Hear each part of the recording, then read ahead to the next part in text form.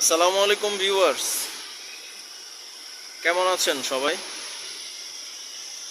Viewers, এই যে দেখেন বৃষ্টি পড়তেছে।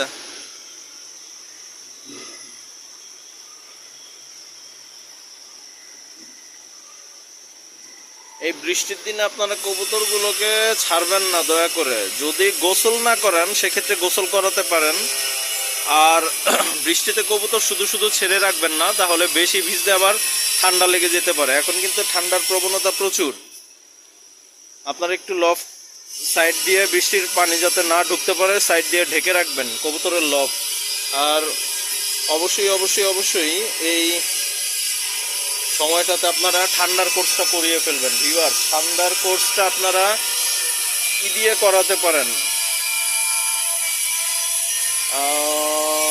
আপনারা যেটা পিবি সিরিজের একটা আছে হচ্ছে পিবি নিউমো, আর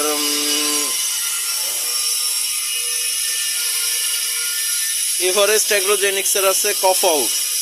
যে কোনো একটা দিয়ে আপনারা ঠান্ডার কোর্স করাতে পারেন।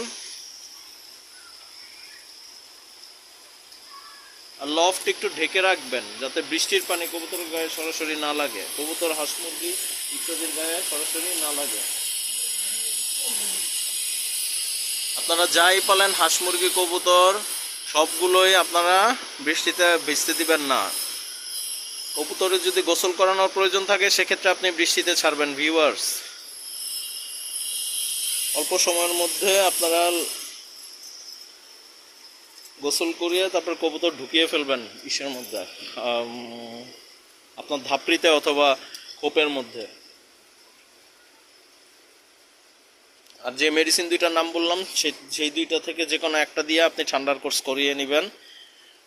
মেডিসিন দুইটা 2 লিটার পানিতে দিবেন 1 ml করে, অথবা 2 মিলি করে দিবেন। 1 ml করে দিলেও হয়, আমি 2 মিলি করে দিয়েছি 2 লিটারে। আপনারা এভাবে দেওয়ার চেষ্টা করবেন, তাহলে ভালো ফলাফল পাবেন। প্রথমে খেতে চাইবে না, একটু ঠান্ডার ঝাঁজ আছে তো, আস্তে আস্তে ইনশাল্লাহ খাবে। আর কোর্সের বেলায় সবসময় এক বেলা খাওয়াবেন ভিউয়ার্স, 2 বেলা মেডিসিন দিবেন না। অসুস্থ কবুতর না হলে, কবুতর সুস্থ থাকলে সেক্ষেত্রে 1 বেলা খাওয়াবেন, ঠিক আছে? 2 বেলা মেডিসিন দেওয়ার কোনো প্রয়োজন নেই।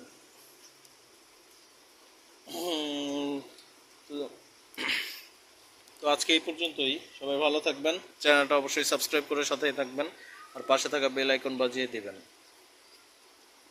ধন্যবাদ। আসসালামু আলাইকুম।